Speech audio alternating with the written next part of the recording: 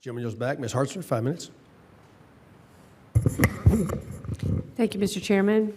Thank you. As being part of the 15% that you reference, I appreciate your focus on rural communities in this country because I am a little partial, but I think it's the best place. And as you say, I appreciate, Secretary, you saying that we feed the world, and that is so true. So what you do is so important. And I wanted to start with Mr. McBride there. We have... You know, we've talked a lot about broadband, but we have a rural electric cooperative in my district who is just doing some amazing things, putting in broadband, and has provided over 2,000 customers now with high-speed broadband that they wouldn't have had before. And I just wondered how widespread is the use of rural electric cooperatives to help fill this gap, and how can we promote it, as well as what are some of the barriers to being able to encourage them to reach out and provide this service? Thank you for the question. A number of the rural electric cooperatives are starting to provide this service because there is a synergy between their smart grid technologies and high-speed internet. And so we've seen a number of our borrowers start to think along these lines to see what they can do to expand broadband access. From our perspective at rural development, we realize that no one is working in rural America in a silo. And our communities will be much more successful if we have partnerships between the rural electric cooperative, between the telecommunications cooperative, and the other utilities and industry in those communities. So we try to encourage all of our partners, and we try to work together as an agency to make sure that we are working with communities to reach their full potential and build out their infrastructure. Are you providing several loans to rural electric cooperatives to pursue this? We have made some loans on smart grid technology, and I can follow up with you on the specific number. Great. And I was wondering, just in general, do you have maps of the United States showing places where people have access to broadband and not? Yes, ma'am. Okay. I'd like one for my district or Missouri. I think that'd be very helpful. Okay. This is just a general question, Secretary Mensah.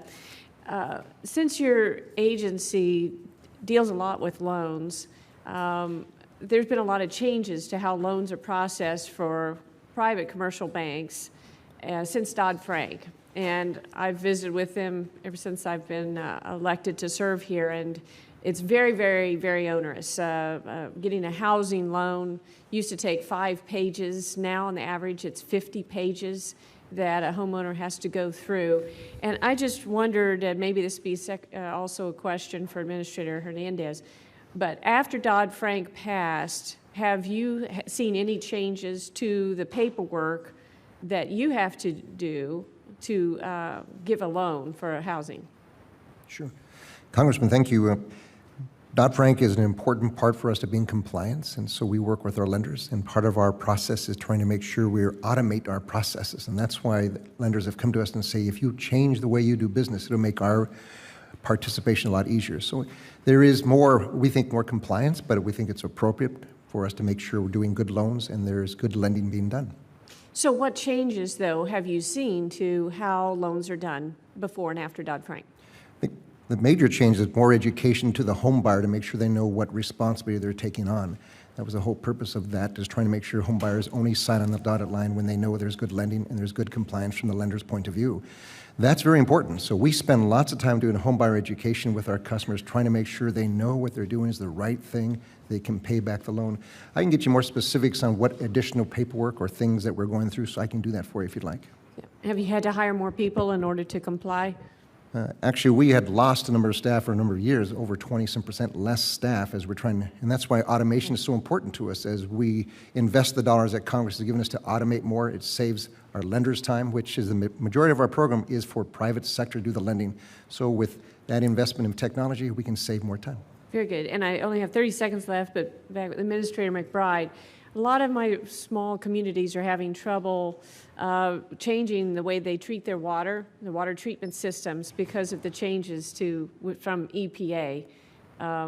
So what changes, what has EPA done that has caused this to happen? Thank you for the question. I'm not sure exactly which regulation that you're referring to, but we would be happy. So many. I would be happy to work with your communities to see what we can do to help them comply. Thank you. I yield back. Got Ms. Hartzler for 4 minutes. Thank you, Mr. Chairman. Thank you, everyone. I wanted to reference some of the other questions on catfish, Mr. Secretary, in that this species has been successfully inspected for years through the FDA, correct? And there has been no major human health risk. Isn't that right? Not that I'm aware of. Right. And are you aware that moving forward with this rule is jeopardizing the TPP as it relates to Vietnam, and that they believe that it violates the WTO agreements and it opens up all the rest of the agriculture products in America to retaliation? I've certainly read that, but as a regulator at FSIS, I'm basically about food safety, and Yeah. I can't pay attention to that. Sure. That How rhetoric. much money has the agency spent already on trying to implement this rule? Well, implement is probably a little over the top, because basically what we've done is we've tried to set up what catfish inspection would look like.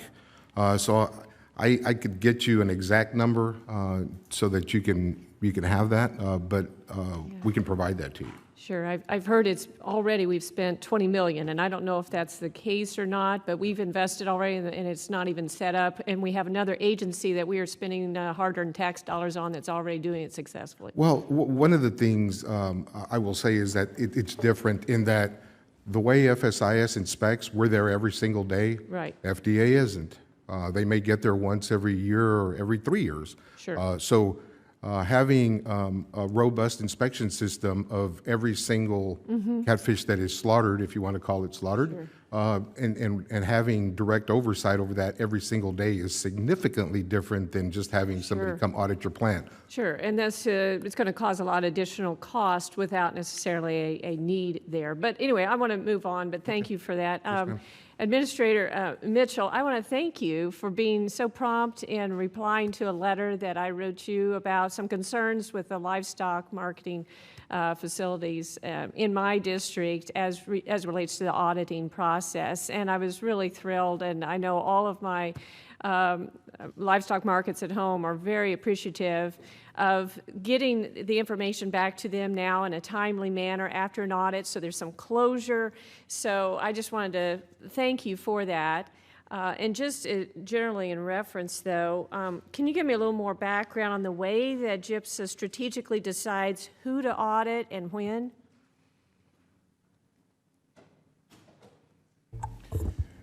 Well, most of our work is done by our resident agents. Many years ago, we reduced the number of our offices from 13 down to 3. So a lot of our agents are in a locale. They will have an entire state. They may have part of the state, or they may have several states. They do ride a circuit. It's not etched in stone on what year or what month they're going there, but they are on the ground. And they have to go on some of the information that they may pick up at other sales or from producers.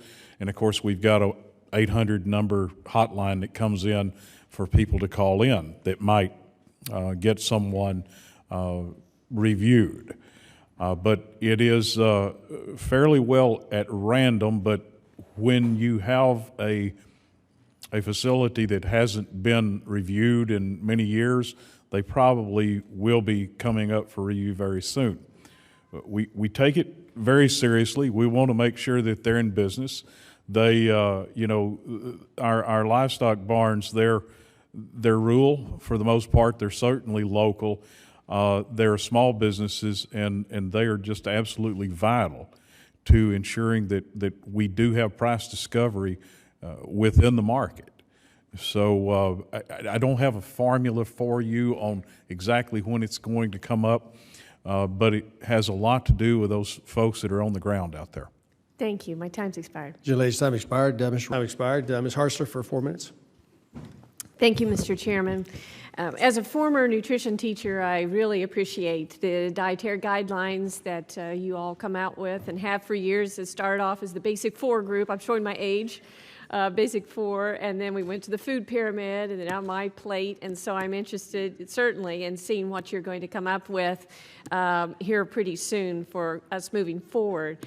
I was concerned, though, with when the advisory committee came out with their recommendations. I have a copy of that report here. I can hardly pick it up. It's so heavy because it is far larger than in the past. And one of the main reasons for that is that it seems like to me it goes far beyond just your basic scientific nutrition recommendations of what should be in the diet. And it is still called dietary guidelines. And so, as you know, I authored and headed up a letter that 70 of my colleagues signed on to, expressing our concerns with some of these things that goes beyond, such as including sustainability recommendations and physical activity, behavior change, and food environment, and environmental impact, and making recommendations on what we eat based on the environmental impact and things rather than sound science and what really should go into our bodies as far as nutrition. And so I'm looking forward to meeting with Secretary Vilsack next month and visit with him. I did appreciate his letter back saying that he believes as far as what you're going to come out with, it's going to stay and color within the lines. And so I appreciate that and appreciate your being responsive to our concerns. But Director Tagto, I see that you're a dietitian, so you seem like a perfect person to help lead this effort. I was just wondering, with these concerns, what steps will the USDA take during the selection process of the next Dietary Guideline Advisory Committee member selection process to ensure that the next advisory committee will stick to their congressional charter and focus solely on providing useful health and nutrition information to all Americans? Great. Thank you, Congresswoman Hartzler. Excellent question. Thank you for your letter expressing your concerns as well.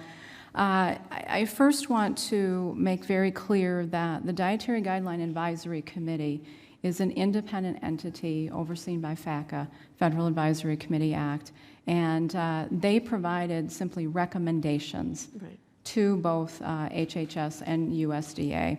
And we are taking those recommendations into consideration along with the wide array of public comments that we received, as well as agency comments as well. And so looking forward, I don't want to speculate as to the procedures for 2020, but again, just emphasizing that they provided a very independent, science-based review of the evidence and provided recommendations back to both agencies for consideration in developing the 2015 dietary guidelines. As it relates to the law that you referenced, which establishes the committee, do you see any need for ways that we could help in changing the law to help it make sure that the people on the advisory committee in the future give a report that is just strictly dealing with nutrition?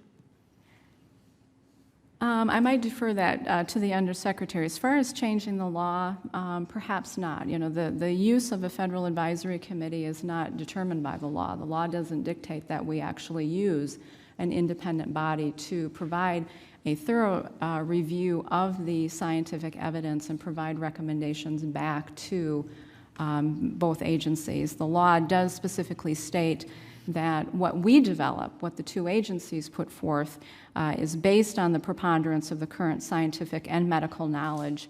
It's released within 5 years. It addresses food-based recommendations for ages 2 and above, and we need to do it every 5 years. Great. Thank you very much. Shelley's time expired, and now I recognize.